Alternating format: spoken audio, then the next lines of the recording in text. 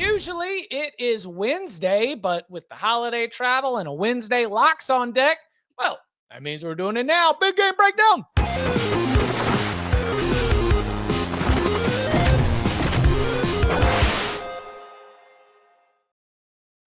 So Saturday night in College Station, Mike Elko's attention will finally be on Texas. And the Aggies will look to bounce back from their loss at Auburn.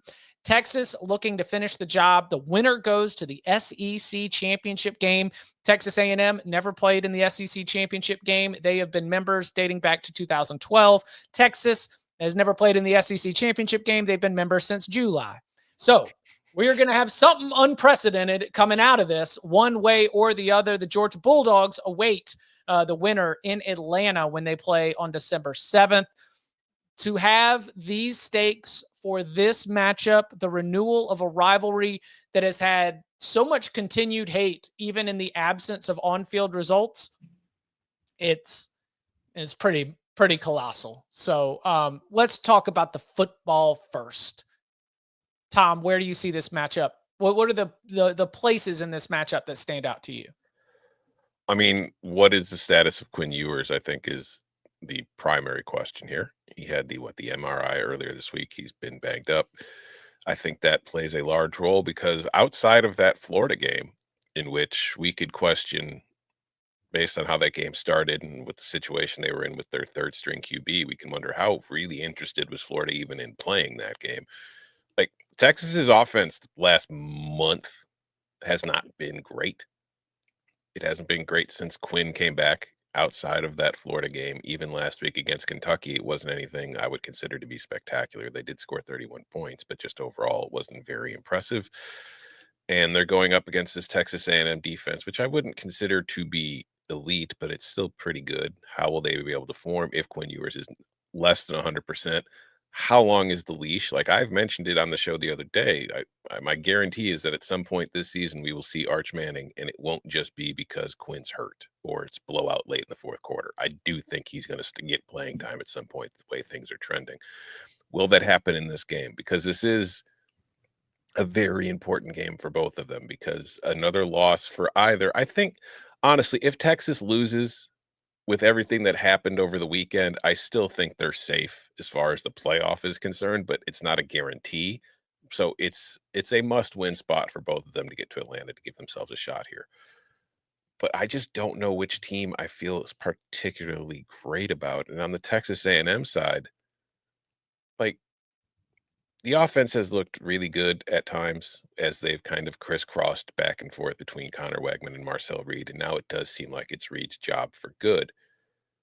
But this is a very good Texas defense that they're facing, and it's not a coincidence that Texas A&M's two worst offensive games by far this season came against Notre Dame and South Carolina. The other two defenses they faced with a front that is on par with the one that they will be facing in this game. Now, granted, one of those games was Wegman, but the other one was Marcel Reed. So how reliable is this A&M offense going to be in this game as far as putting points on the board and giving themselves a chance? Because even if Texas's offense is not at 100% capacity, can you hold them to 17 points? Is that actually feasible? I don't know. So there's a lot of questions about both of these teams for me going into this game.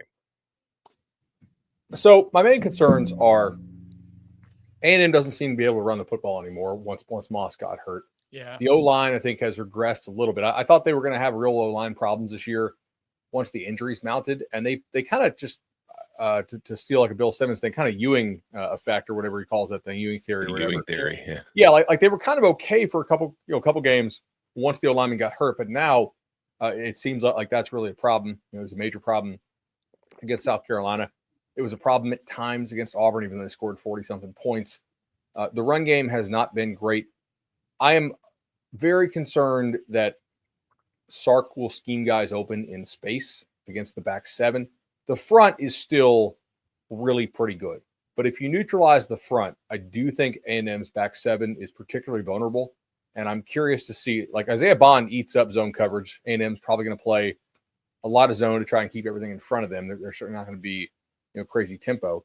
Texas has actually faced this scheme before. If you recall, A&M's hire at offensive coordinator was Colin Klein from Kansas State. So they saw him last year. That was the game that Texas had to start Malik Murphy in. Or did he come in when Ewers got hurt? I thought start, right? Trying to recall here. Murphy had 2 starts. I can't remember the order, whether he came in for this one. My memory of this is Will Howard throwing an interception in overtime, falling backwards. Yes. So if I recall, Texas got up big and then kind of like screwed around unnecessarily and allowed Kansas State to get back into the ballgame. We've kind of seen this before. It's Big 12 games for Texas. I think Texas is the right side here because I think they're better in the aggregate along the lines of scrimmage, particularly in the offensive line. I think their O-line is a lot better than what A&M has. But, I mean, what road games have we seen Texas play well in this year? They almost lost to Vandy, and they Michigan. did not dominate Arkansas. That is true. Yeah, they did smoke Michigan. Yeah, that's fair. This will be a tough environment to go play in. But you know what? The Irish handled it, and the Irish handled it with some really young offensive tackles and with a new quarterback to that offense. I don't know if I trust A&M. And the other part of this is they look good on the road against Michigan, but Texas A&M is a better football team than Michigan. Texas A&M's offense since Missouri has given you mentioned they moved the ball effectively against Auburn, as you mentioned. They had the second half against LSU, the Marcel Reed show. I just don't know what they do really, really well. I also don't know if Reed sees it. And I think Reed is the right guy because he adds the 11th man in the run game. Right. But like we've talked to some defensive coaches who have faced A&M with Reed in there and are like, he should have killed us and didn't. Like he didn't see some of the open guys. So it's kind of a catch-22 for the Aggies because Wegman can't really move very well. And without Moss, the run game really suffers when he's in there. So you want to have Reed because of the threat of the legs. But when they torched LSU and Reed came in and saved the day, we said on the recap show that night, like, look, let's pump the brakes a little bit. He threw 2 passes and they were dimes, but it was still it was 2 balls. So let's see over the course of 60 minutes, can what kind of coverages can you play against this guy? Can you trap this guy? Can you afford to play some coverages that against not a smarter but a more experienced quarterback who has seen stuff before? That he would kill you on if you want to go that risky. With Reed, you can do some things because he doesn't make you pay for it. Yeah, and another part of it too is like Texas hasn't faced a whole lot of mobile quarterbacks of Marcel Reed's caliber. Like they shut down Taylon Green in the Arkansas game. Diego Pavia had more success against them, but that was more like designed runs that Vandy was working on, and even then he wasn't popping a lot of big runs on him. It was mostly just like 4 yards, 4 yards, 4 yards. So like the scrambliness, if things break down, I haven't seen a lot of guys able to take advantage of Texas, and I don't know if that's going to be something Marcel Reed's able to do here, but I do feel like you're saying, because he's not great in the passing game, their run game is pretty much gone. He's going to have to do that. He's going to have to get off of like when plays break down, he's going to need to make things happen for them just to keep drives alive, to maybe even put points on the board. And it's going to be interesting to see how Texas handles that. I mentioned it a little bit Saturday night, but I do feel, Bud, this is your thing, right? Defense is height, weight, speed, and effort. Generally, I mean, like there's coaching matters a lot too. Oklahoma confused Bama pretty good. But yeah, generally defensive performance is going to track recruiting rankings better than offense. Offense, you can kind of scheme around and coach around a little more. Yeah. And so here's the thing. There's a lot of defenses that have height, weight, and speed. But you just collectively start to see the groups that play with an edge, the groups that play with like a real fire. And when Texas was just playing with its food offensively against Kentucky, they put that defense in some bad situations, and that defense came up with stops. And that defense was flying off the ball, tackles for loss, big third down stops, jumping all around, getting the sideline back into the game. You force a field goal, then they miss the field goal, and all of a sudden you've got a little bit of juice back. That's where my confidence for Texas lies, because it is certainly not with the offense. I said it earlier, but man, we are veering dangerously close to putt-putt. And I understand that that's always the Steve Sarkisian experience because he's trying to set up the big play. He's trying to get you going this way, so then we're going to throw it this way. It's all about misdirection. It's all about, creating all that open space for your track speed skill players who can then turn it into a huge touchdown. And over the course of an entire game, you hit enough of those, you're going to win, especially when you're paired with that defense. But man, it's hard to trust that group right now going into College Station in a building that is going to be absolutely rocking at night under the lights like that. Everything that's packed into that makes it very difficult for me to trust Texas's offense just to go and light it up offensively, or even, click or avoid some of the dumbass penalties that a super talented offensive line seems to rack up from time to time. But man, I do trust against this Texas A&M offensive line and against whatever quarterback they put out back there, that it's going to be Collins, that it's going to be like Simmons and Moore coming off the edge. They got some dudes that are playing with a real edge right now. And I think that's the part of this, of all four, offense, defense, Texas A&M, of those four units, I'll take the Longhorns defense as the basis for how I think this is going to go. So for the chat, and Brett Lehman's asking this, and since he's a longtime listener, I feel like we need to explain. Can you explain putt-putt offense? Sure. So when you're playing putt-putt, it can help to be a good putter, to be good. But you don't necessarily need to be good, because sometimes you need to be able to rocket it off that little sidewall, or hit the rock and have it bounce down the hole. Or maybe you just need to time it just right. And timing is a big part of the putt-putt offense. You got to wait for the windmill to go around. You got to wait for the clown's mouth to open. And then if you hit it into the clown's mouth at the right time, it'll go down the tube and it'll go in the hole. So if you've got the right timing for the right play call, the putt-putt offense leads to touchdowns and explosive plays. But if you don't have the right timing, and if it's not hit just right, it looks ugly and can get really, really frustrating. Now, obviously, the Pete Dye of the putt-putt offense is Gus Malzahn, who any Gus Malzahn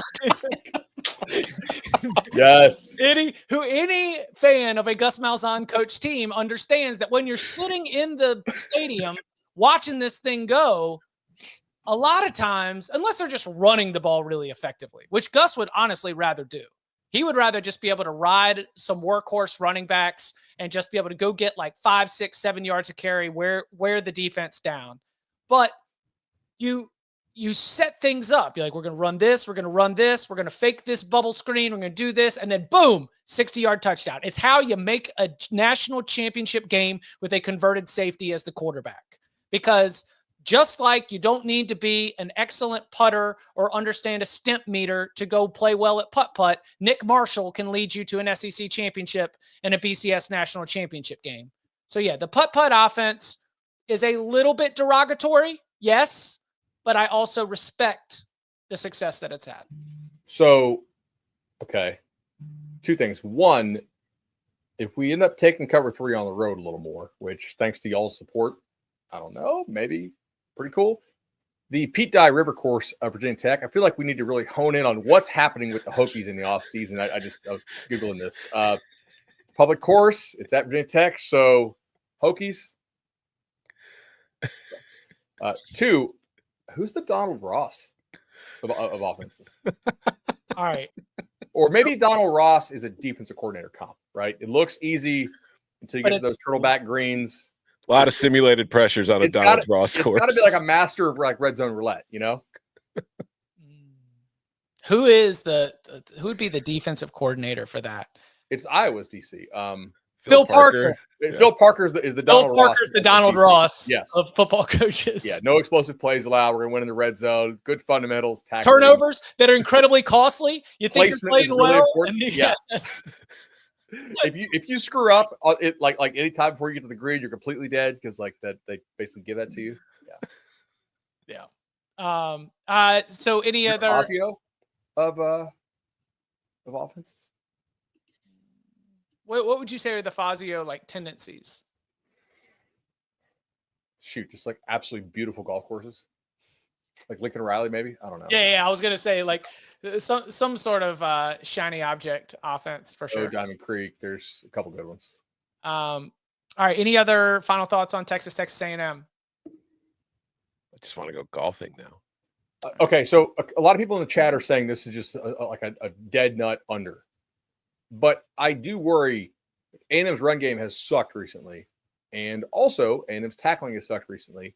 And Texas, their run game has sucked the entire year. So, yes, I understand like the offense has not been great, but the pass rate might be really elevated here to where it's not a total dead nut under game.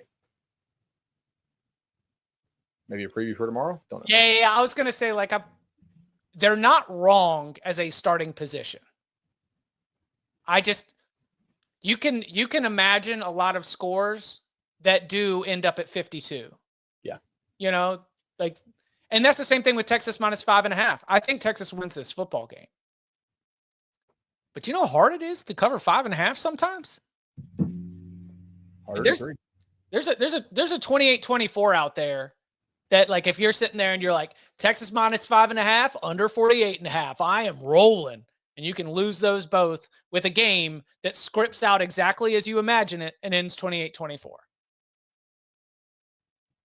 That's what I would say. So, but there's as what they call derivative markets. Lots of ways that we can get in on this. Third quarter chip. Let's go. All right.